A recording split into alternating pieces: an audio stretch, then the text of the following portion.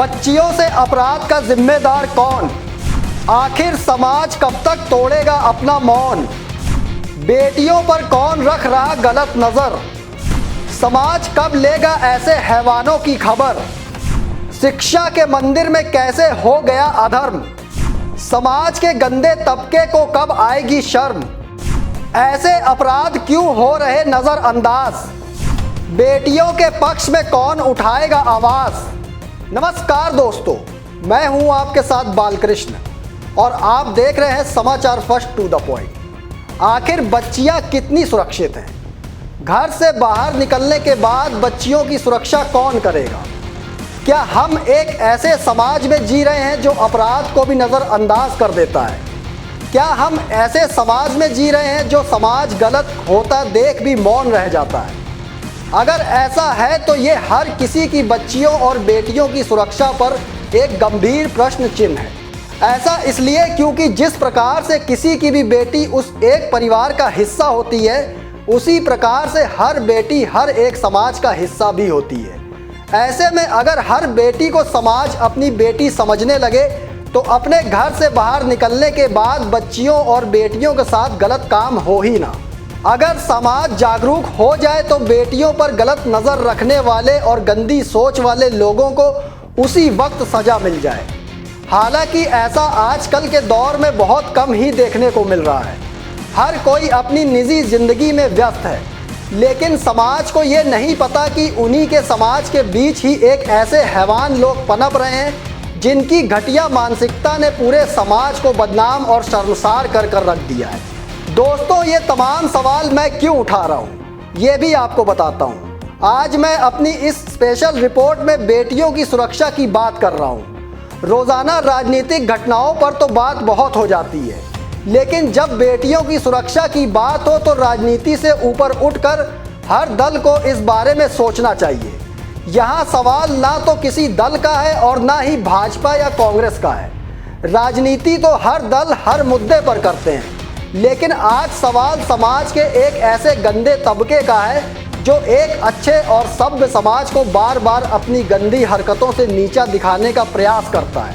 देवभूमि हिमाचल प्रदेश में बच्चियों से छेड़छाड़ जैसे अपराध की वारदातें सामने आ रही हैं, और सबसे बड़ी बात यह है कि ये वारदातें उस वक्त हो रही हैं जब अभिभावक या पेरेंट्स अपने बच्चों से किसी कारणवश दूर होते हैं। जैसे बच्चे स्कूल जा रहे हैं, लेकिन घर के बाहर समाज में उनके साथ आखिर क्या हो रहा है, इसका अंदाज़ा शायद ही अभिभावकों को हो, और समाज भी दूसरों के बच्चों को अपना ना समझकर इन हरकतों या घटनाओं को नज़रअंदाज करता जा रहा है। जी हाँ, मैं बात कर रहा हूँ शिमला में हुए 11 स्कूली बच्चियों के साथ छेड़छाड़ के मामले की।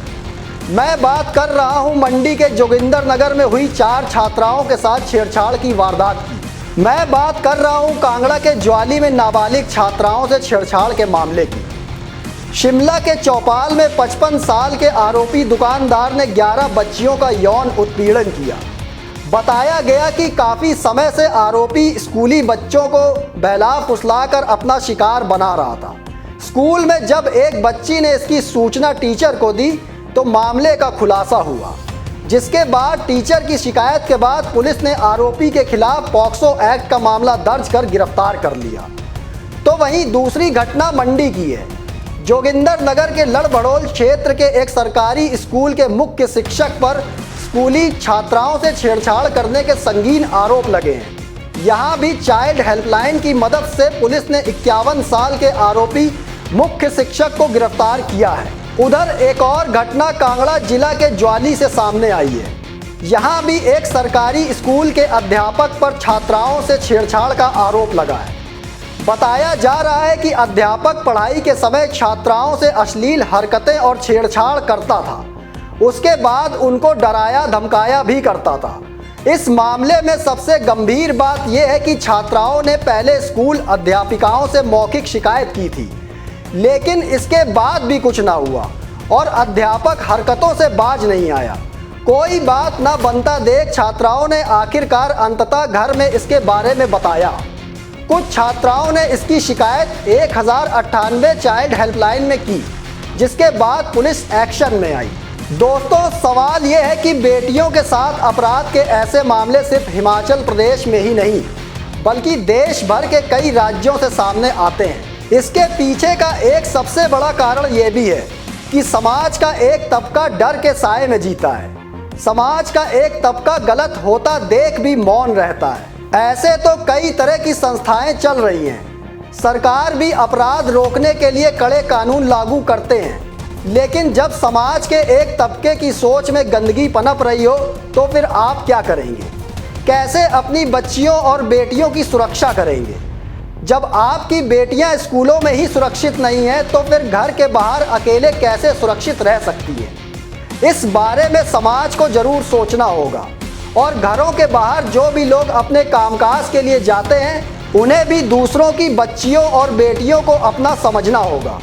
तभी हमारी बेटियां ऐसे हैवानों से सुरक्षित हो पाएंगी। दोस्तों, फिलहाल मुझे दीजिए इजाज़त, फिर मिलेंगे एक और स्पेशल रिपोर्ट लेकर। लेकिन कमेंट बॉक्स में आप अपनी राय देना ना भूलिएगा। तब तक के लिए धन्यवाद।